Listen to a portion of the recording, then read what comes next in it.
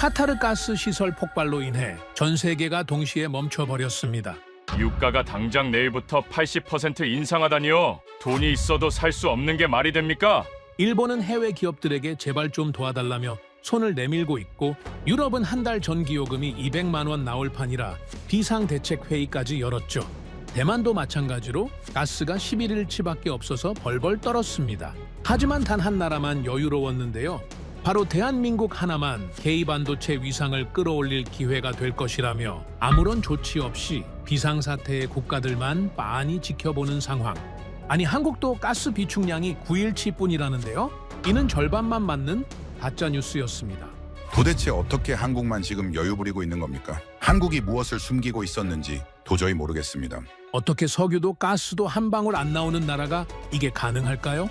세계의 비판을 받아가면서까지 안보 맷집을 키워둔 대한민국 인프라의 비밀, 지금 바로 낱낱이 공개하겠습니다. 이야기를 시작하기 앞서 사연 속의 제작에 힘이 되는 구독과 좋아요 부탁드립니다. 한국을 응원하신다면 대한민국 화이팅! 이라고 아래 댓글로 남겨주세요. 카타르 LNG 시설 전면 폭파 확인됐습니다. 공급 완전 중단입니다. 그 문장이 상황실 공기를 갈라놓던 순간을 저는 아직도 잊지 못합니다. 그날 새벽 제27년의 확신이 단 하나의 문장으로 산산이 부서지기 시작했습니다. 때는 봄이 막 시작된 어느 새벽 3시였습니다. 저는 에너지 관련 국제협약 서류를 검토하던 중 긴급 호출을 받았습니다. 상황실로 달려갔을 때 대형 모니터에는 붉은 경고창이 화면 전체를 뒤덮고 있었습니다. 영어로 굵게 쓰인 문자들이 그 자리에 있는 모든 사람의 얼굴을 붉게 물들이고 있었습니다. 글로벌 LNG 공급 실패. 그 4단어가 주는 압박은 글자로는 도저히 설명할 수 없는 종류의 것이었습니다. 보고에 따르면 전 세계 LNG 공급량의 상당 부분을 담당하던 중동의 핵심 시설이 폭발로 완전히 기능을 잃었다고 했습니다. 원인은 아직 불명확했지만 그것은 중요하지 않았습니다. 중요한 건 그 시설이 다시 가동되기까지 최소 수개월, 길게는 반년 이상이 걸릴 수 있다는 사실이었습니다.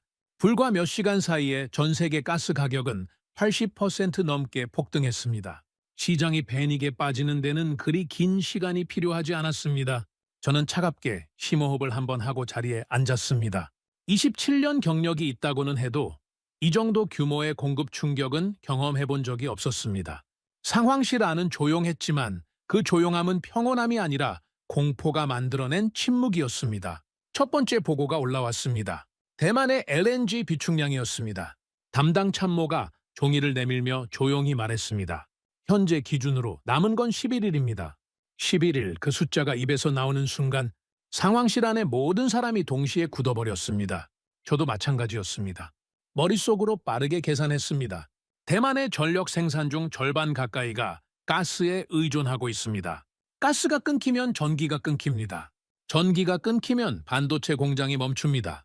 반도체 공장이 멈추면 그건 단순히 대만의 문제가 아니라 전 세계 공급망이 흔들리는 문제로 이어집니다. 11일이라는 숫자 뒤에는 그 모든 연쇄 붕괴가 숨어 있었습니다. 저는 즉시 지시를 내렸습니다. 국제시장에서 긴급 물량을 확보하라고, 가격은 묻지 말고 일단 구해오라고. 얼마 전까지만 해도 저는 시장을 믿었습니다. 돈만 있으면 살 수 있다고. 그게 자유시장의 원칙이라고. 하지만 몇 시간 후 그 믿음도 무너졌습니다. 미국에 전화했습니다. 공급 불가능, 호주에 타진했습니다.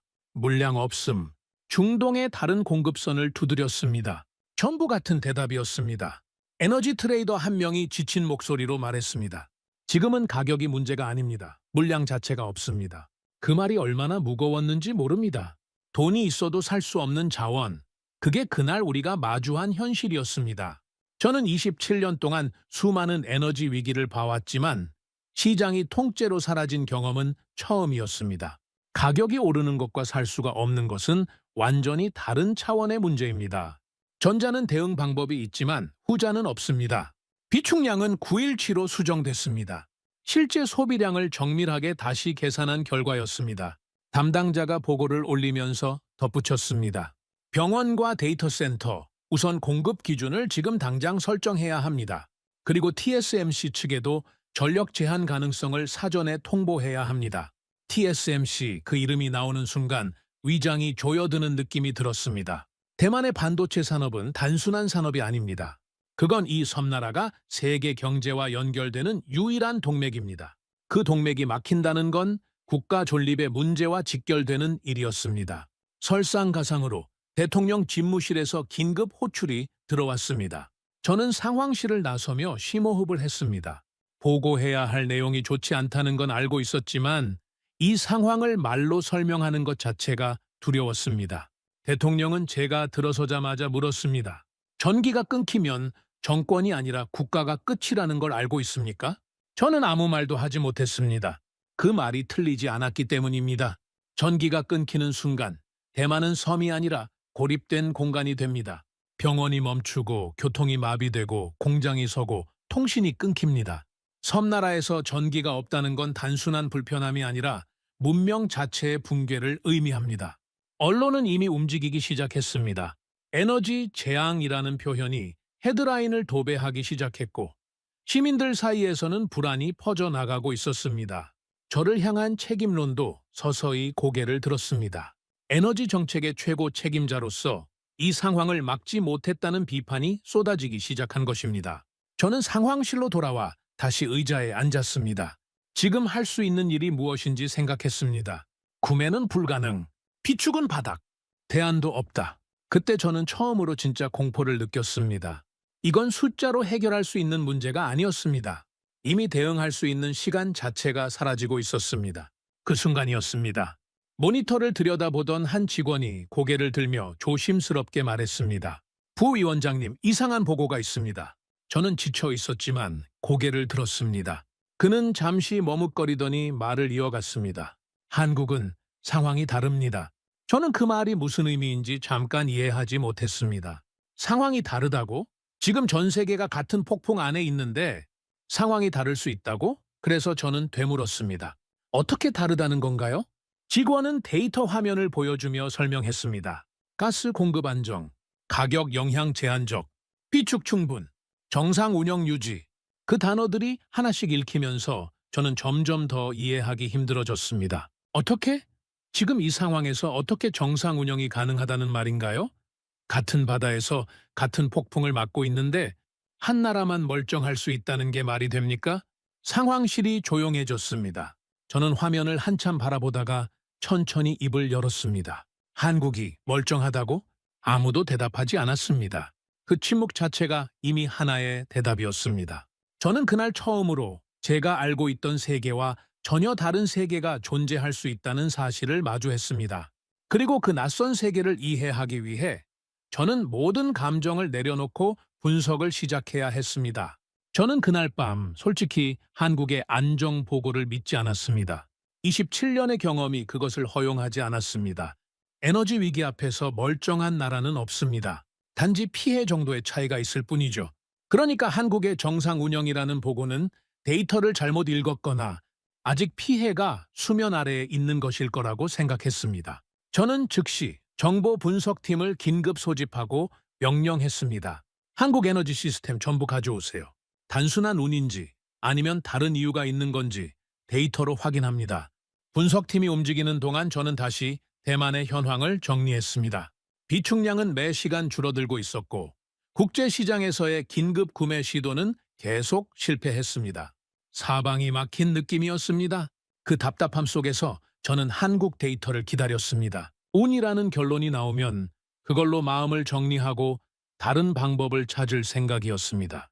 몇 시간 후 첫 번째 보고가 올라왔습니다. 담당 참모가 종이를 들고 들어오면서 표정이 이상했습니다. 무언가를 전달하기 어렵다는 듯한 얼굴이었습니다. 부위원장님, 한국의 LNG 보유량입니다. 저는 숫자를 봤습니다. 눈을 의심했습니다. 다시 봤습니다. 여전히 같은 숫자였습니다. 대만이 보름도 채 버티지 못하는 상황에서 한국의 비축량은 최소 2달치에 해당하는 물량이 확보된 상태였습니다. 보험 기준으로 계산한 것이라고 했습니다. 저는 조용히 물었습니다. 대만과 비교하면 얼마나 차이가 납니까? 참모가 잠시 망설이다가 대답했습니다. 대만은 11일입니다. 한국은 최소 60일입니다. 60일. 그 숫자를 들은 순간 제 머릿속에서 무언가가 크게 흔들렸습니다. 같은 동아시아, 비슷한 경제 규모, 비슷한 에너지, 의존 구조를 가진 두 나라가 같은 위기 앞에서 이처럼 다른 결과를 마주하고 있었습니다. 저는 처음 가졌던 확신, 즉 이건 단순한 운이라는 생각이 조금씩 흔들리는 것을 느꼈습니다. 하지만 아직은 인정하고 싶지 않았습니다. 비축량이 많다고 해서 시스템이 우월한 것은 아닐 수 있으니까요. 저장 능력은 어떻게 됩니까? 탱크 용량 자체를 비교해 보세요. 두 번째 보고가 들어오는 데는 그리 오래 걸리지 않았습니다. 그리고 이번에는 첫 번째보다 더 충격적이었습니다. 한국의 LNG 저장 용량은 국내 가스 소비량 대비 저장 비율로 따졌을 때 세계 최고 수준에 해당한다는 것이었습니다. 일본은 13% 수준, 대만은 8% 수준인데 비해 한국은 15%를 넘는 비율을 유지하고 있었습니다. 단순한 규모의 차이가 아니었습니다. 구조 자체가 달랐습니다. 참모 한 명이 화면을 가리키며 말했습니다. 이건 비축이 아니라 요새 수준입니다. 그 말이 상황실 안에 잠시 떠돌았습니다. 저는 그 말을 흘려듣지 않았습니다. 요새. 그 단어가 적절하다는 생각이 들었습니다. 방어를 위한 구조가 아니라 공격당해도 버틸 수 있도록 설계된 구조. 저는 한국의 에너지 시스템을 단순한 인프라가 아니라 의도적으로 설계된 전략 구조물로 처음 바라보기 시작했습니다. 이 지점에서 상황실 안에서는 서서히 불편한 질문이 생겨나기 시작했습니다. 왜 우리는 이 수준의 비축을 갖추지 않았는가? 저는 긴급 내부 회의를 소집했습니다. 10년 전 정책 결정 기록들을 가져오게 했고 LNG 저장시설 확대와 관련된 과거 검토 자료들을 전부 올리라고 했습니다. 그리고 그 자료들을 보면서 저는 점점 더 불편해졌습니다. 기술적인 검토는 이미 수년 전부터 있었습니다. 저장 용량을 늘려야 한다는 의견도 이미 제안된 바 있었습니다. 하지만 그것은 번번이 같은 이유로 기각됐습니다. 비용, 경제성, 가동률 계산, 참모 중 한 명이 오래된 회의록을 보며 조심스럽게 말했습니다. 비용 문제로 계속 미뤄졌습니다. 탱크 건설 비용이 수천억에 달하는데 당장의 경제적 효용이 낮다고 판단했습니다. 저는 그 말을 듣고 잠시 아무 말도 하지 않았습니다. 그러다 천천히 말했습니다. 그 비용이 지금 국가를 무너뜨리고 있군요. 상황실이 조용해졌습니다. 아무도 반박하지 않았습니다. 반박할 수 없었으니까요. 분석팀이 추가 자료를 가져왔습니다. 그리고 그건 두 번째 충격이었습니다. 한국가스공사의 저장 탱크 가동률을 보여준 자료였는데 평소 40% 수준에 머물고 있었습니다. 전문가들 사이에서 이 수치는 종종 비판을 받아왔다고 했습니다. 탱크는 넘치도록 크게 지었는데 실제 사용량은 그것의 절반도 안 된다는 것이 낭비라는 지적이었습니다. 국회에서도 매년 한국가스공사를 불러 가동률을 따졌다는 기록이 있었습니다. 저는 그 자료를 오래 바라봤습니다. 가동률 40% 비효율 낭비. 그 단어들이 한국을 비판하는 논리로 쓰였다는 걸 알았습니다. 그런데 지금 이 순간 그 비어있던 60%가 버퍼였습니다. 위기가 왔을 때 흡수할 수 있는 공간, 충격을 받아낼 수 있는 여유, 우리가 낭비라고 불렀던 그것이 지금 이 순간 한국을 살리고 있었습니다. 분석팀 팀장이 보고서를 정리하면서 마지막으로 말했습니다. 한국은 이 가동률이 낮다는 비판을 받으면서도 탱크 용량을 줄이지 않았습니다. 오히려 계속 늘려왔습니다. 저는 그 말을 듣고 처음으로 한국의 선택이 단순한 비효율이 아니라는 사실을 인정하기 시작했습니다. 그들은 낭비라는 비판을 들으면서도 탱크를 채우지 않은 것이 아니라 탱크를 더 크게 만들었습니다. 일부러 여유를 남겨뒀습니다. 위기가 오면 쓰려고. 그 순간이 지금이라는 걸 알았는지 몰랐는지는 알 수 없지만 결과적으로 그 선택이 지금 차이를 만들고 있었습니다. 저는 그날 밤 혼자 창가에 서서 오래 생각했습니다. 우리는 효율을 선택했고 그들은 생존을 선택했다. 우리는 가동률을 최적화했고 그들은 여유를 유지했다. 우리는 당장의 비용을 아꼈고 그들은 미래의 위기를 대비했다. 그리고 그 차이가 지금 이 순간 두 나라의 운명을 완전히 다른 방향으로 이끌고 있었습니다. 나는 그때까지도 한국이 운 좋게 살아남았다고 믿고 싶었습니다. 하지만 숫자는 거짓말을 하지 않습니다. 그리고 그 숫자들이 저를 배신하고 있었습니다. 60일치 비축, 세계 최고 수준의 저장 비율, 비판을 받으면서도 유지해온 여유 용량. 이것들은 우연이 아니었습니다. 이건 누군가 의도적으로 설계한 것이었습니다. 그렇다면 다음 질문은 하나였습니다.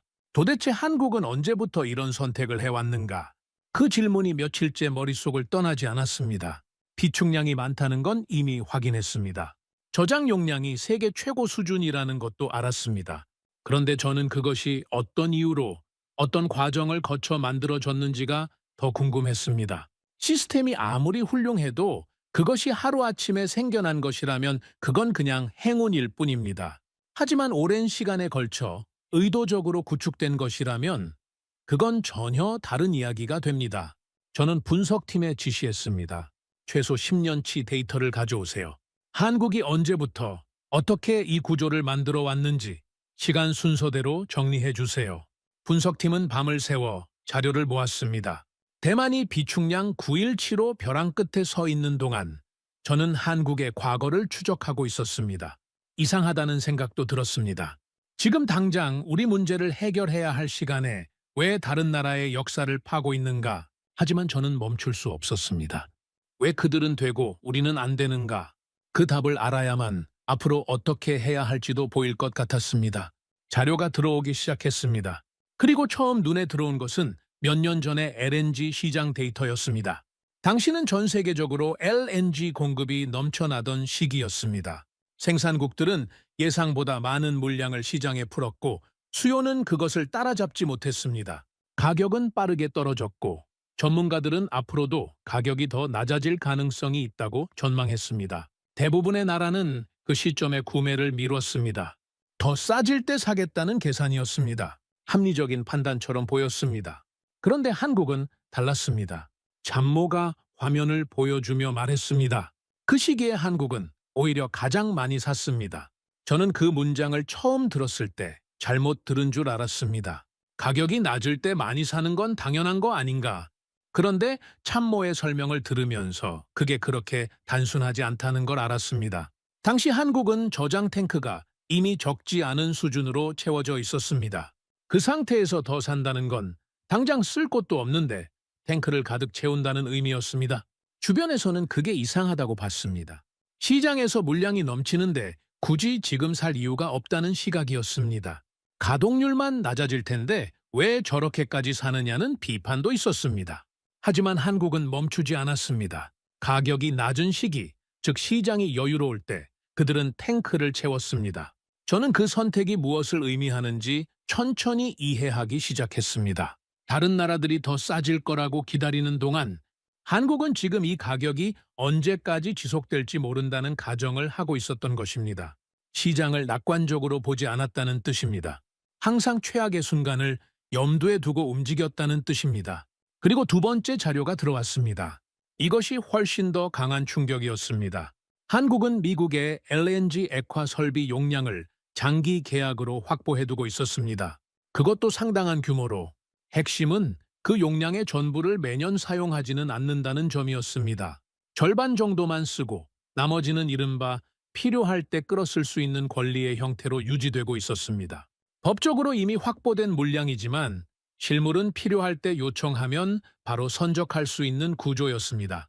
참모가 설명하면서 조용히 덧붙였습니다. 우리는 시장에서 사려고 했고 그들은 이미 자기 것을 갖고 있었습니다. 그 문장이 그날 가장 강렬하게 남았습니다. 저는 그 말을 되새기며 오래 앉아 있었습니다. 지금 전 세계가 시장에서 LNG를 사려고 혈안이 되어 있지만 살 수가 없습니다. 물량이 없기 때문입니다. 그런데 한국은 이미 계약으로 확보해둔 것이 있습니다. 시장에 나온 물량을 두고 경쟁할 필요가 없습니다. 그들의 물량은 애초에 시장에 없었으니까요. 이미 한국 것으로 정해진 물량이었습니다. 우리는 위기가 왔을 때 사려고 했고 그들은 위기가 오기 전에 이미 확보해뒀습니다. 이 구조적 차이가 지금 이 결과를 만들고 있었습니다. 저는 상황실 안을 조용히 둘러봤습니다. 피로에 젖은 얼굴들, 빨간 경고등이 여전히 깜빡이는 모니터, 비축 잔여일을 나타내는 숫자가 조금씩 줄어들고 있는 화면, 그리고 그 옆에 아무런 이상도 없는 듯 정상 운영 중이라는 한국 수치. 그때 회의실에서 반발이 나왔습니다. 그건 과잉 투자입니다.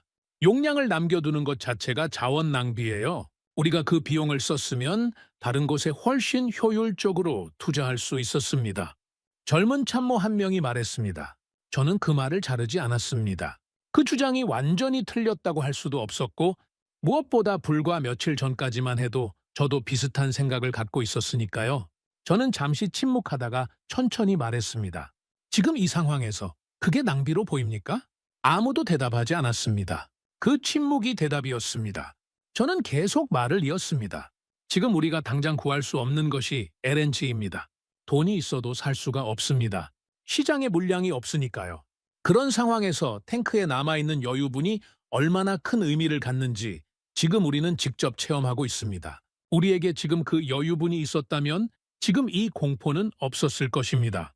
그건 낭비가 아니었습니다. 그건 보험이었습니다. 그리고 저는 그날의 분석 결과를 한 문장으로 정리했습니다. 한국은 위기를 대비한 나라가 아니었습니다. 위기를 기준으로 설계된 나라였습니다. 최악의 상황을 전제로 깔고 그 위에서 시스템 전체를 구축했습니다. 효율이 먼저가 아니라 생존이 먼저였습니다. 효율 최적화는 그 다음 문제였습니다. 저는 창밖을 바라봤습니다. 새벽빛이 서서히 스며들고 있었지만 그 빛이 희망처럼 느껴지지는 않았습니다. 비축량은 줄어들고 있고 국제시장은 여전히 닫혀 있고 대통령의 압박은 점점 거세지고 있었습니다. 그리고 저는 이제야 우리가 무엇을 놓쳤는지를 정확하게 이해하기 시작하고 있었습니다. 그 이해가 너무 늦게 왔다는 사실이 그날 밤 저를 가장 무겁게 짓눌렀습니다. 우리는 시장을 믿었고 그들은 위기를 믿었다. 그 차이가 지금 이 결과를 만들고 있었습니다. 그리고 그 순간 제 안에서 무언가가 무너지고 있었습니다. 오랜 확신, 효율이 곧 지혜라는 믿음, 자원이 없는 나라는 결국 시장에 기댈 수밖에 없다는 전제, 그 모든 것이 한꺼번에 흔들리고 있었습니다. 아직 갈 길이 남아 있었습니다. 한국이 이 시스템을 언제부터 어떤 결정 과정을 거쳐 만들어 왔는지는 아직 다 알지 못했습니다. 그리고 더 중요한 질문, 왜 우리는 똑같은 방향을 선택하지 못했는가에 대한 대답도 아직 없었습니다. 저는 분석팀에 다시 지시했습니다. 10년 전 그 선택들이 어떤 과정으로 이루어졌는지 더 깊이 파고들라고. 진실은 언제나 더 깊은 곳에 있습니다. 그리고 그 진실이 달갑지 않을 가능성이 높다는 것도 이미 직감하고 있었습니다.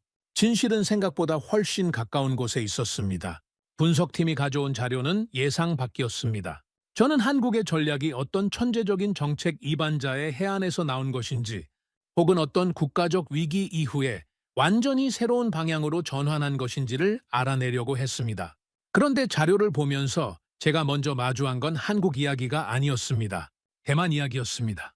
담당 참모가 오래된 문서 파일을 열면서 말했습니다. 부위원장님, 이 안건 보신 적 있으십니까? 그는 화면에 8년 전 에너지정책위원회 회의록을 띄웠습니다. 거기에는 LNG 저장시설 대규모 확충 안건이 정식으로 상정돼 있었습니다. 내용을 읽어 내려가면서 저는 입술이 바짝 마르는 것을 느꼈습니다. 안건의 골자는 지금과 완전히 같았습니다. 글로벌 에너지 공급망의 불안정성이 높아지고 있으니 비축 용량을 현재의 2배 이상으로 확대해야 한다. 중동 의존도를 낮추고 공급선을 다변화해야 한다. 비상시를 대비한 여유 용량을 반드시 확보해야 한다. 8년 전에 이미 지금 우리가 절실하게 필요로 하는 것들이 문서로 정리돼 있었습니다. 저는 천천히 페이지를 넘겼습니다. 다음 장에는 그 안건에 대한 검토 결과가 있었습니다. 그리고 결론은 한 문장이었습니다. 경제성 부족으로 인해 현 시점에서의 추진은 불가.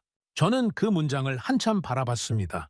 경제성 부족, 그 네 글자가 지금 대만을 이 자리까지 데려왔습니다. 참모가 조용히 덧붙였습니다. 이후에도 비슷한 안건이 2번 더 올라왔습니다. 2번 다 같은 이유로 기각됐습니다. 3번이나 기회가 있었습니다.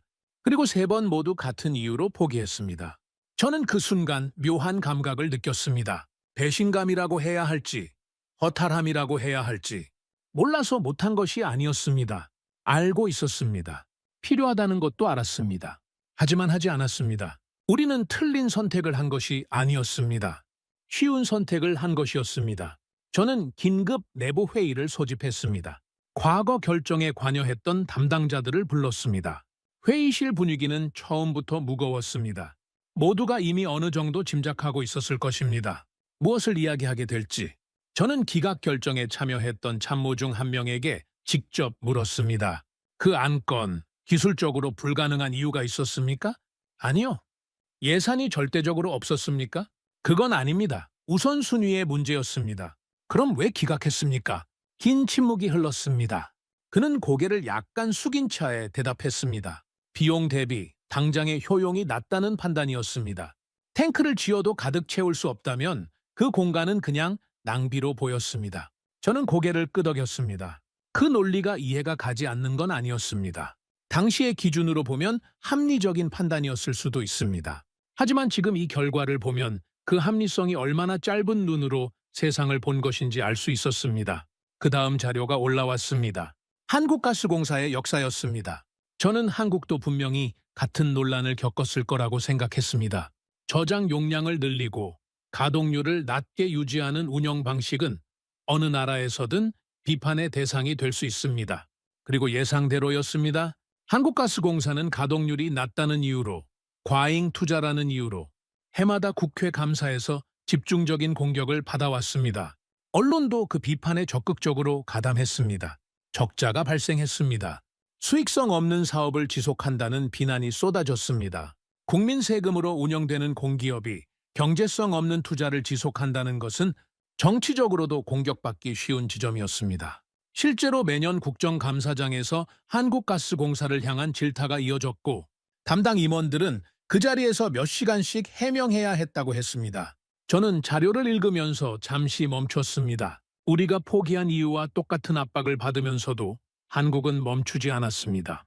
우리는 그 압박에 굴복했고 그들은 버텼습니다. 우리는 비판이 두려워 탱크를 짓지 않았고 그들은 비판을 받으면서도 탱크를 더 크게 만들었습니다. 회의실 안에 다시 침묵이 깔렸습니다. 저는 천천히 자리에서 일어나 창가로 걸어갔습니다. 등 뒤로 참모들의 시선이 느껴졌습니다. 한국도 같은 상황이었습니다. 같은 비판을 받았습니다. 같은 압박이 있었습니다. 저는 돌아보지 않고 말했습니다. 그런데도 밀어붙였습니다. 그 말이 회의실에 오래 남았습니다. 아무도 반박하지 않았습니다. 반박할 논리가 없었습니다. 저는 계속 창밖을 바라보며 생각했습니다. 한국이 비판을 이겨낼 수 있었던 이유는 무엇이었을까? 어떤 결단이 그것을 가능하게 했을까? 단순히 운영진이 강단 있었기 때문일까? 아니면 국가 차원에서 에너지 안보를 대하는 철학 자체가 달랐던 것일까? 자료에서 나온 한 가지 사실이 눈에 들어왔습니다. 한국은 과거에 심각한 에너지 수급 불안을 직접 경험한 적이 있었습니다. 공급이 흔들리고 가격이 폭등하고 국민들이 냉난방 불안에 시달린 경험, 그 경험이 공기업 운영 방식에 깊이 스며들어 있었습니다. 비판을 받더라도 적자가 나더라도 이 여유 용량은 반드시 유지해야 한다는 암묵적인 합의가 조직 안에 형성돼 있었다는 증언이 있었습니다. 그들은 한 번 무너져 본 경험이 있었습니다. 그래서 다시는 그런 상황이 오지 않도록 비판받는 방식을 선택했습니다. 손해를 감수하는 방식을 선택했습니다. 욕을 먹는 방식을 선택했습니다. 그러면서도 시스템을 지켰습니다. 우리는 그런 경험이 없었습니다. 그래서 비용 계산만 했습니다. 위기는 추상적인 가능성이었고 절감은 구체적인 이익이었습니다. 선택은 언제나 구체적인 쪽으로 기울기 마련입니다. 회의는 결국 책임 공방으로 흘렀습니다. 누가 그 결정을 주도했는가? 누가 최종 승인을 했는가? 저는 그 논쟁을 잠시 지켜보다가 손을 들어 멈췄습니다. 지금 중요한 건 책임이 아닙니다. 중요한 건 지금 우리가 무엇을 할 수 있는가입니다. 그리고 저는 마음속으로 덧붙였습니다. 지금은 할 수 있는 게 없다는 걸 이미 알고 있었지만 회의가 끝난 후 저는 혼자 상황실에 남았습니다. 비축 잔여량 수치를 한참 바라봤습니다. 숫자는 느리지만 확실하게 줄고 있었습니다. 그리고 저는 처음으로 이 위기를 단순한 에너지 문제로 보지 않게 됐습니다. 이건 우리가 내린 수십 년치 결정의 총합이었습니다. 매번 위기를 뒤로 미루어온 결과였습니다. 알면서도 하지 않은 것들이 쌓인 결과였습니다. 한국은 비난을 견뎠고 우리는 책임을 피했습니다. 그 차이가 지금 이 재앙을 만들었습니다. 그 문장이 머릿속에서 지워지지 않았습니다. 저는 눈을 감고 오래 앉아 있었습니다. 그리고 한 가지 질문이 또다시 고개를 들었습니다. 지금 이 순간에도 한국은 어떻게 움직이고 있는가? 이 위기 한복판에서 그들의 시스템은 실제로 어떻게 작동하고 있는가? 저는 다시 눈을 뜨고 분석팀에 연락했습니다. 현재 한국의 에너지 공급 실시간 데이터를 가져오세요. 지금 이 순간 그들이 어떻게 움직이는지 보고 싶습니다. 실시간 데이터가 들어왔습니다. 저는 화면을 열자마자 한참 동안 말을 잃었습니다. 전 세계 에너지 시장이 패닉 상태에 빠진 바로 그 순간 한국의 공급망 수치들은 놀랍도록 조용했습니다. 가스 공급 정상, 전력망 안정, 산업용 수요 충족, 어디에도 긴급 대응의 흔적이 보이지 않았습니다. 다른 나라들이 비상체계를 가동하고 공급 제한 조치를 논의하고 시민들에게 절약을 호소하는 동안 한국은 그냥 평소처럼 돌아가고 있었습니다. 저는 처음에 데이터에 오류가 있는 게 아닌가 의심했습니다. 참모에게 다시 확인하게 했습니다. 돌아온 답은 같았습니다. 오류 없음, 정상 수치. 저는 그 화면을 한동안 바라보다가 혼잣말처럼 중얼거렸습니다. 이건 대응이 아니다. 이미 준비된 상태다. 그 말이 상황실에 떠돌았습니다. 아무도 반박하지 않았습니다. 왜냐하면 그 말이 정확했기 때문입니다. 대응이라는 건 위기가 왔을 때 뭔가를 하는 것입니다. 하지만 지금 한국은 아무것도 하지 않고 있었습니다. 특별히 무언가를 새로 하지 않아도 되는 상태였습니다. 이미 그 자리에 있어야 할 모든 것이 있었기 때문입니다. 저는 저장 탱크 운영 데이터를 더 들여다봤습니다. 전국 각지에 분산된 LNG 저장 시설들의 잔량이 실시간으로 나타났습니다. 위기 상황임에도 탱크들은 안정적인 수준을 유지하고 있었습니다. 그리고 그 탱크에서 가스는 끊이지 않고 도시가스망을 통해 흘러나가고 있었습니다. 저장된 상태로 멈춰 있는 것이 아니라 실제로 순환하고 있었습니다. 저는 그것을 보면서 한 가지 표현이 머릿속에 자연스럽게 떠올랐습니다. 저장된 게 아니라 흐르고 있다. 다음으로 눈에 들어온 건 공급선 현황이었습니다. 저는 이 위기의 진원지인 중동 공급 중단이 한국에 얼마나 영향을 미쳤는지를 확인하려 했습니다. 그런데 데이터를 보자마자 고개가 절로 기울었습니다. 한국의 중동 의존도가 예상보다 훨씬 낮았습니다. 오히려 이미 수년 전부터 미국산 LNG와 호주산 LNG의 비중을 꾸준히 높여왔고 중동 의존도는 그에 비례해 낮아져 있었습니다. 참모가 수치를 가리키며 말했습니다. 카타르 공급 비중이 이미 현저히 낮습니다. 영향이 제한적입니다. 저는 그 말을 듣고 잠시 눈을 감았습니다. 공급선 다변화, 에너지 분야에서 누구나 하는 말입니다. 모든 나라의 에너지 정책 문서에 빠지지 않고 등장하는 단어입니다. 하지만 실제로 그것을 실행에 옮긴 나라와 그러지 못한 나라 사이에는 지금 이 순간 이렇게 큰 차이가 생겨 있었습니다. 말과 실행의 간극이 얼마나 큰지를 저는 지금 몸으로 배우고 있었습니다. 미리 줄여놨다고?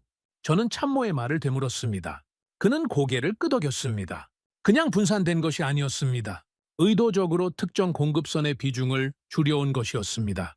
언제 어디서 공급이 끊길지 모른다는 가정 아래 어느 한 곳에 너무 많이 의존하지 않도록 계속 조율해온 것입니다. 우리가 비용 효율을 따지고 가장 싼 공급선에 집중하는 동안 그들은 조금 비싸더라도 여러 공급선을 유지해왔습니다. 그리고 또 하나의 사실이 눈에 들어왔습니다. 계절이었습니다. 봄은 LNG 소비가 가장 낮은 시기입니다. 난방 수요가 급감하고 산업용 소비도 최저 수준으로 떨어집니다. 한국의 저장 탱크는 겨울을 버텨낸 후에도 여전히 상당한 잔량을 유지하고 있었습니다. 그것이 지금의 여유를 만들고 있었습니다. 저는 이게 단순한 타이밍의 우연이 아니라는 걸 직감했습니다. 겨울이 끝나고 봄이 오면 소비가 줄어드는 이 시기를 활용해 탱크를 다시 채우기 시작합니다. 가격이 상대적으로 낮은 비수기에 물량을 확보해두고 겨울이 오기 전에 최대한 가득 채워두는 사이클을 반복해왔다는 분석이 나왔습니다. 계절 흐름을 에너지 전략에 녹여 넣은 것입니다. 저는 혼자 중얼거렸습니다. 이건 우연이 아니다. 계절까지 계산된 구조다. 데이터를 계속 파고들수록 경이롭다는 표현 외에는 달리 쓸 말이 없었습니다. 저는 에너지 분야에서 27년을 일했습니다. 각국의 에너지 정책을 비교 분석하는 것이 제 일이었습니다. 그런데 이 수준의 체계적인 운영 구조를 눈앞에 두고 저는 솔직히 부끄러움을 느꼈습니다. 내가 효율적이라고 믿어온 방식이 얼마나 근시안적이었는지를 지금 이 데이터들이 조용히 증명하고 있었으니까요. 그런데 한 가지 의문이 남았습니다. 이 시스템이 이렇게 완성도 높게 작동한다면 한국은 처음부터 이 수준이었을까요? 아니면 어느 시점에 큰 충격을 겪고 나서 이렇게 바뀐 것일까요? 저는 그 질문을 팀에 던졌습니다. 한국이 이 시스템을 실전에서 처음 검증한 시점이 언제입니까? 그 답이 나오는 데는 그리 오래 걸리지 않았습니다. 러시아와 우크라이나 사이에 전쟁이 벌어진 직후였습니다. 유럽이 러시아 가스 의존에서 벗어나려 몸부림치던 바로 그 시기, 전 세계 LNG 수요가 폭발적으로 늘어나면서 아시아 시장도 직격탄을 맞았습니다. 당시 LNG 가격은 수개월 만에 3배에서 4배까지 치솟았습니다. 지금과 거의 동일한 구조의 글로벌 에너지 위기였습니다. 저는 그 시기에 한국 데이터를 요청했습니다. 그리고 자료가 들어오자마자 제 시선이 한 수치에 고정됐습니다. 그 위기 속에서도 한국의 가스 공급은 중단되지 않았습니다. 비싸더라도 물량을 확보했고 손해를 감수하면서도 공급을 이어갔습니다. 그때 이미 이 시스템은 작동하고 있었습니다. 참모가 보고서 한 줄을 가리키며 말했습니다. 그들은 그때 이미 한번 겪어봤습니다. 그래서 이번엔 흔들리지 않는 겁니다. 그 문장이 제 가슴 어딘가에 깊이 박혔습니다. 한국은 이 위기를 처음 마주하는 것이 아니었습니다. 비슷한 상황을 이미 경험했고 그 경험을 시스템으로 흡수했습니다. 넘어져 본 사람이 다음번엔 더 단단하게 서는 것처럼 그들은 위기를 겪고 나서 더 강해진 것이었습니다. 우리는 처음 겪는 상황이었고 그들은 반복된 경험이었다. 그 차이가 지금 두 나라의 표정을 완전히 다르게 만들고 있었습니다. 저는 자리에서 일어나 상황실을 천천히 걸었습니다. 한쪽 벽면에 나란히 표시된 각국의 에너지 현황 수치들이 눈에 들어왔습니다. 일본, 유럽, 동남아시아 여러 나라들이 각각의 방식으로 비상 대응 중이라는 표시가 붙어 있었습니다. 그리고 그 사이에서 한국만 아무런 비상 표시도 없이 정상 운영이라는 상태를 유지하고 있었습니다. 준비된 시스템은 소리를 내지 않습니다. 그래서 더 무섭습니다. 위기가 와도 조용합니다. 흔들리는 나라들 사이에서 혼자 흔들리지 않는 나라. 그것이 지금 한국의 모습이었습니다. 그리고 저는 그 순간 지금까지와 전혀 다른 방식으로 한국을 바라보기 시작했습니다. 분석의 대상이 아니라 배워야 할 대상으로. 하지만 저는 아직 완전히 인정하지 못했습니다. 아무리 훌륭한 시스템도 진짜 극한 상황에서 검증되지 않으면 의미가 없습니다. 지금 한국이 안정적으로 돌아가는 건 알았습니다. 사전에 잘 준비된 것도 알았습니다. 그런데 그 준비가 실제로 가장 가혹한 순간에 버텨냈는지 저는 그것을 알고 싶었습니다. 완벽해 보이는 것과 실제로 완벽한 것 사이에는 경험해보지 않으면 알 수 없는 간극이 있습니다. 저는 분석팀에 다시 지시했습니다. 그 전쟁 직후 위기 때 한국이 실제로 어떤 상황을 겪었는지 더 깊이 파주세요. 탱크 잔량 변화, 공급 현황, 현장 기록까지 전부 가져오세요. 자료가 올라오기 시작했습니다. 처음에는 대외적으로 공개된 수치들이 나왔습니다. 저는 더 깊은 곳을 원했습니다. 그리고 몇 시간 후 당시 실무 담당자들의 보고 자료와 내부 대응 기록이 포함된 분석 보고서가 도착했습니다. 저는 그것을 읽으면서 처음으로 한국이라는 나라가 단순한 시스템 이상의 무언가라는 것을 느꼈습니다. 당시 상황은 지금과 구조가 거의 같았습니다. 공급은 줄었고 수요는 폭등했습니다. LNG 가격은 단기간에 수배로 치솟았습니다. 유럽이 러시아 공급 의존에서 벗어나려 허둥대면서 아시아 시장의 물량까지 빨아들이는 상황이었습니다. 일본, 중국, 한국, 대만 모두 같은 파고를 맞았습니다. 그런데 한국가스공사는 그 시기에 엄청난 결단을 내렸습니다. 가격이 3배에서 4배까지 폭등한 상황에서도 손해를 감수하고 LNG를 사들였습니다. 그것도 대규모로.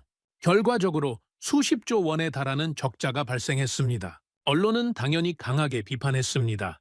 왜 이렇게 비싸게 사느냐고, 국민 부담이 이렇게 커도 되느냐고. 담당 임원들은 국회에 불려가서 해명해야 했습니다. 참모가 보고서를 읽으면서 조용히 말했습니다. 그들은 손해를 감수했습니다. 공급을 유지하기 위해서. 저는 물었습니다. 그걸 승인했다고요? 수십조 적자를 알면서도? 네, 공급을 끊는 것보다 손해를 보는 것이 낫다는 판단이었습니다. 저는 잠시 아무 말도 하지 못했습니다. 그 결정이 얼마나 어려운 것인지 알기 때문입니다. 수십조 원이라는 숫자 뒤에는 그 결정을 내린 사람들의 무게가 있습니다. 비판을 감수하겠다는 결심. 숫자가 아니라 국민의 삶을 먼저 보겠다는 선택. 저는 그 결정을 내린 사람들이 어떤 밤을 보냈을지 잠시 생각했습니다. 하지만 이야기는 거기서 끝나지 않았습니다. 보고서에는 더 생생한 현장 기록이 있었습니다. 겨울 한파가 절정에 달했던 어느 날 밤, 한국의 LNG 저장 탱크 잔량이 경고 수준 아래로 떨어졌습니다. 기상 악화로 LNG 운반선의 입항이 지연됐기 때문이었습니다. 폭풍이 몰아치는 바다에서 선박은 항구에 들어오지 못하고 있었고 육지의 탱크는 빠른 속도로 비어가고 있었습니다. 수요는 최고조였습니다. 전국 곳곳에서 난방 수요가 폭발했고 공장들도 쉬지 않고 돌아갔습니다. 그 시간 한국가스공사 비상상황실에서는 해운사와 긴급 협의가 이루어졌습니다. 기상 조건상 입항이 매우 위험하다는 판단이 나왔습니다. 선박 측도 난색을 표했습니다. 파도가 너무 높고 바람이 너무 강했습니다. 안전 기준을 충족하기 어려운 상황이었습니다. 하지만 그 자리에서 한 담당자가 말했습니다. 위험합니다. 입항이 어렵습니다. 그리고 상대가 답했습니다. 그래도 들어와야 합니다. 지금 멈추면 나라가 멈춥니다. 저는 그 기록을 읽으면서 온몸에 전율이 흘렀습니다. 숫자가 아니었습니다. 계산이 아니었습니다. 그건 사람의 결단이었습니다. 시스템이 위기를 막아주지 못하는 마지막 순간, 현장에 있던 사람이 직접 선택을 한 것입니다. 나라가 멈추면 안 된다는 단 하나의 이유로. 결국 선박은 폭풍 속에서 입항했습니다. 위험한 기상 조건이었지만 사람들은 그 위험을 감수하고 배를 밀어 넣었습니다. LNG는 탱크로 들어갔고 공급은 계속됐습니다. 국민들은 그날 밤에도 따뜻한 방에서 잠을 잘 수 있었습니다. 저는 그 장면을 머릿속에 그렸습니다. 폭풍 속에서 천천히 항구로 들어오는 커다란 선박, 선교에서 상황을 지켜보는 선원들, 항구에서 초조하게 기다리는 에너지 담당자들, 탱크의 잔량을 나타내는 수치가 조금씩 다시 올라가는 모니터, 그 과정에 있었던 모든 사람의 긴장과 안도, 그들은 계산하지 않았습니다. 선택했습니다. 저는 그 나라를 처음으로 인간의 눈으로 봤습니다. 시스템 뒤에 있는 사람들을, 숫자 뒤에 있는 결단을, 국가가 구조물이 아니라 사람들의 선택으로 이루어진다는 것을 보고서를 덮으면서 저는 오래 침묵했습니다. 참모들도 아무 말 없이 기다렸습니다. 잠시 후 저는 입을 열었습니다. 한국은 완벽해서 버틴 게 아니었군요. 아무도 대답하지 않았습니다. 대신 저는 스스로 말을 이었습니다. 무너질 뻔한 순간에도 포기하지 않았기 때문에 버텼습니다. 그 말이 상황실 안에 오래 남았습니다. 저는 에너지 시스템을 분석할 때 항상 구조와 수치만 봤습니다. 탱크 용량, 비축량, 가동률, 계약 규모, 그런 것들이 국가의 에너지 안보를 결정한다고 믿었습니다. 그런데 지금 이 기록이 보여준 건 달랐습니다. 폭풍 속에서 배를 밀어 넣은 사람의 결심, 수십조 적자를 감수하고 공급을 유지한 결정, 욕을 먹으면서도 탱크를 더 크게 만든 선택, 그것들이 없었다면 아무리 좋은 시스템도 작동하지 않았을 것입니다. 국가를 지키는 건 숫자가 아니라 결단이었습니다. 그리고 그 결단을 내린 사람들이 있었기에 지금 한국이 이 위기 속에서 혼자 조용히 서 있을 수 있는 것이었습니다. 저는 창밖을 바라봤습니다. 대만의 하늘은 흐렸습니다. 비축 잔량 수치는 여전히 줄어들고 있었습니다. 하지만 이상하게도 그 순간 저는 이전과 다른 감정을 느꼈습니다. 절망이 아니라 깊은 각성 같은 것이었습니다. 내가 지금 마주하고 있는 이 재앙은 다음 세대가 다시는 겪지 않도록 바꿔야 한다는 사명감이었습니다. 그리고 또 하나의 질문이 남아 있었습니다. 지금 이 순간 전 세계가 흔들리는 이 위기에서 한국이 가진 진짜 마지막 패는 무엇인가? 그들은 이미 무엇을 더 준비해두고 있는가? 지금 이 순간 한국이 가진 마지막 패는 무엇인가? 그 질문을 붙들고 며칠을 보냈습니다. 비축량도 알았고 저장 능력도 알았고 공급선 다변화도 알았습니다. 과거의 위기를 어떻게 버텨냈는지도 확인했습니다. 그런데도 저는 무언가를 아직 다 보지 못했다는 느낌을 지울 수 없었습니다. 훌륭한 카드패를 가진 플레이어가 게임 내내 여유로운 이유는 손에 들고 있는 패가 좋기 때문만이 아닙니다. 아직 꺼내지 않은 패가 있기 때문이기도 합니다. 저는 분석팀의 마지막 지시를 내렸습니다. 지금까지 확인되지 않은 한국의 추가 대응 자산이 있는지, 있다면 무엇인지 전부 가져오라고. 자료가 올라오기 시작했습니다. 그리고 그것은 예상을 훨씬 뛰어넘는 내용이었습니다. 한국은 미국의 LNG 액화 설비 용량을 장기 계약으로 상당한 규모만큼 확보해두고 있었습니다. 저는 이미 이 사실을 알고 있었습니다. 하지만 이번에 확인된 건 그 사용 방식이었습니다. 평소에는 그 용량의 절반 수준만 실제로 사용하고 있었고, 나머지는 계약상 언제든 요청하면 즉시 선적이 가능한 상태로 묶어두고 있었습니다. 단순히 살 수 있는 권리가 아니었습니다. 이미 계약으로 확보된 법적으로 한국 것인 물량이었습니다. 저는 그 수치를 한참 바라봤습니다. 지금 전 세계가 LNG를 구하지 못해 아우성치고 있습니다. 시장에 물량이 없어서 돈을 들고도 살 수가 없는 상황입니다. 그런데 한국은 이미 자기 몫이 정해진 물량을 비상시에 끌어쓸 수 있는 권리를 가지고 있었습니다. 참모가 조용히 말했습니다. 필요하면 전량 가져올 수 있습니다. 저는 그 말을 듣고 잠시 눈을 감았습니다. 그리고 천천히 입을 열었습니다. 이미 자기 것이라는 뜻이군요. 그렇습니다. 한국은 시장 가격이 어떻게 되든 물량이 있든 없든 이미 자기 것을 갖고 있었습니다. 전 세계가 같은 우물에서 물을 퍼가려고 다투는 동안 한국은 자기만의 우물을 미리 파놓은 것과 같았습니다. 그리고 거기서 끝이 아니었습니다. 에너지 믹스 구조가 다음 자료로 올라왔습니다. 저는 지금까지 LNG에만 집중해서 분석하고 있었는데 이 자료를 보면서 그것이 얼마나 좁은 시야였는지 알았습니다. 한국은 가스 외에도 원자력 발전과 석탄 발전을 병행하고 있었습니다. 가스 공급이 불안해지는 위기 상황에서 정부는 즉시 원전 가동률을 끌어올리고 석탄 관련 규제를 한시적으로 완화하는 결정을 내렸습니다. 가스 비중을 낮추면서 다른 에너지원으로 전력 생산을 빠르게 보완한 것입니다.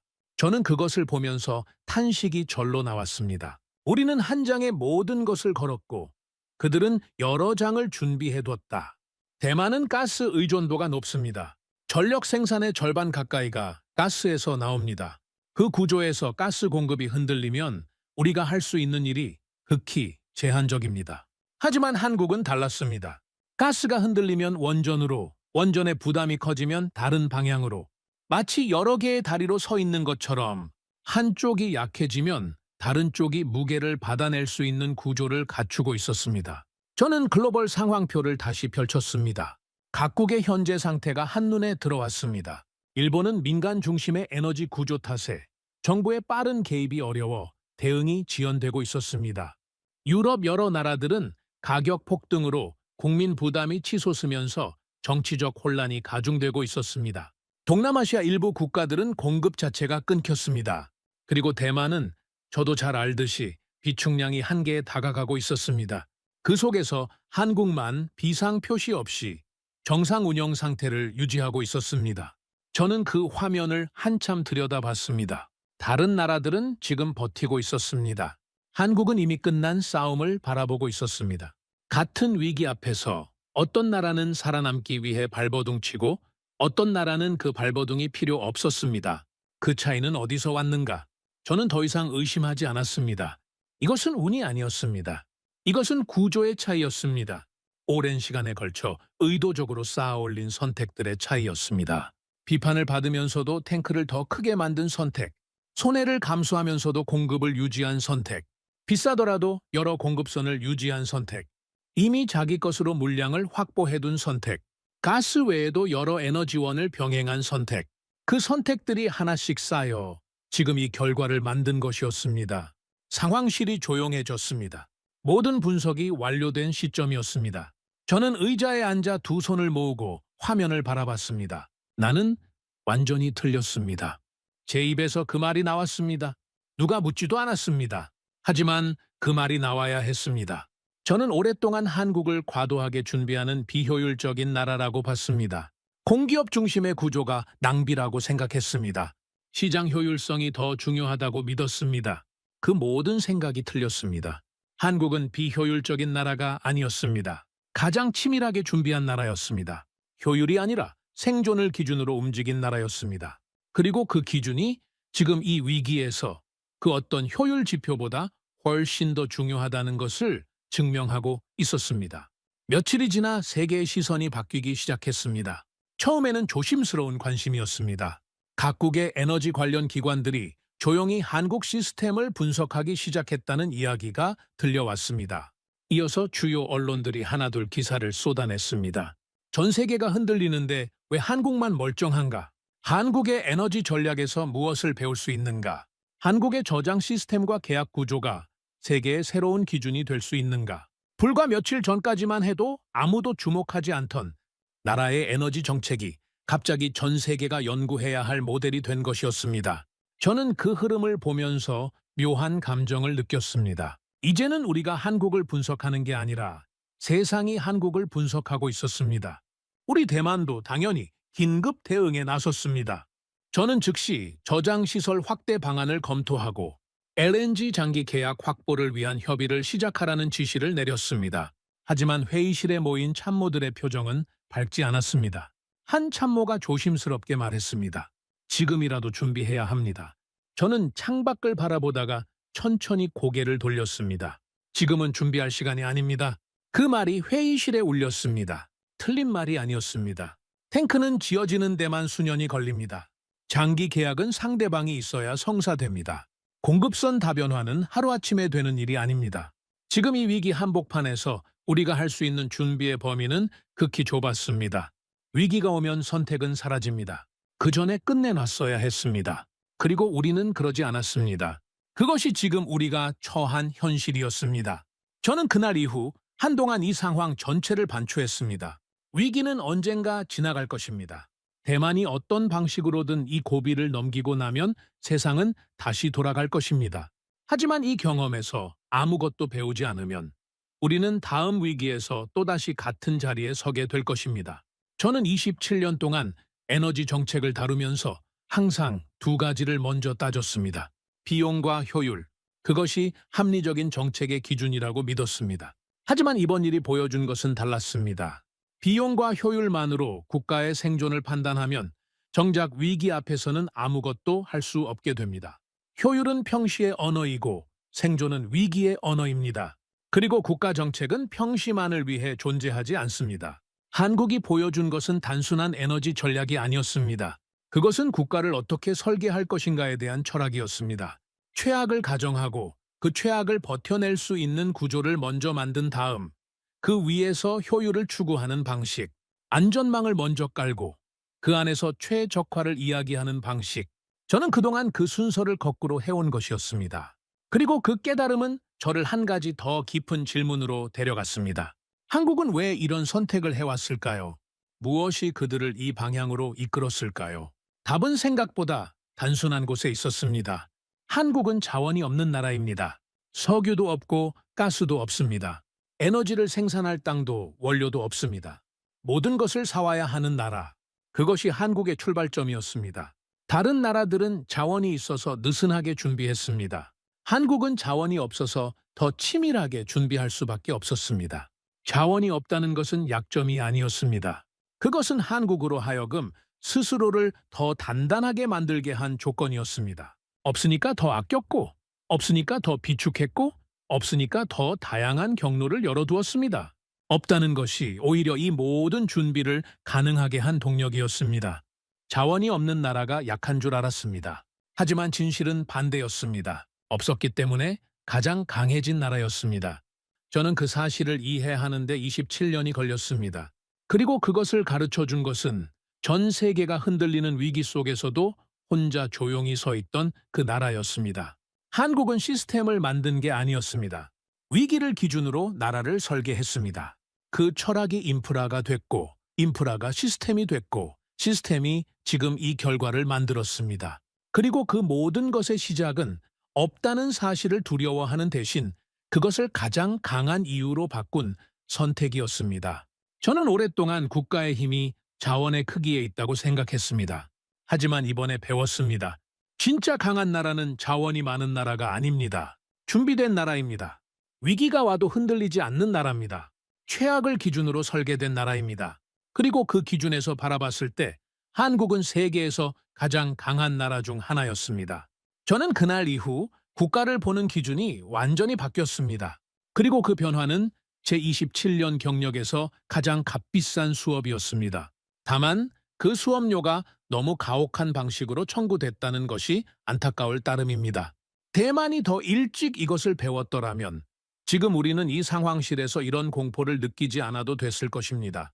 강한 나라는 자원이 많은 나라가 아니라 준비된 나라였습니다. 한국은 위기를 대비한 게 아니라 이미 끝내놓은 나라였습니다. 그 사실이 저를 침묵하게 만들었습니다. 여러분은 이 이야기를 들으시면서 어떤 감정이 드셨나요? 우리가 당연하게 누리는 따뜻한 겨울밤, 켜지는 불빛, 멈추지 않는 공장의 불꽃 뒤에는 오랫동안 비판을 견디고 손해를 감수하고 폭풍 속에서도 배를 밀어넣은 수많은 사람들의 결단이 있었습니다. 한국은 자원이 없어서 가장 치밀하게 준비했고 욕을 먹으면서도 포기하지 않았으며 위기 속에서 그 모든 준비가 빛을 발한 나라입니다. 보이지 않는 곳에서 이 나라를 지켜온 모든 분들께 진심으로 감사드립니다. 구독과 좋아요로 응원해 주시면 더욱 재밌는 이야기로 찾아뵙겠습니다. 해외 감동 사연을 소개해드리는 스페셜 코리아였습니다. 감사합니다.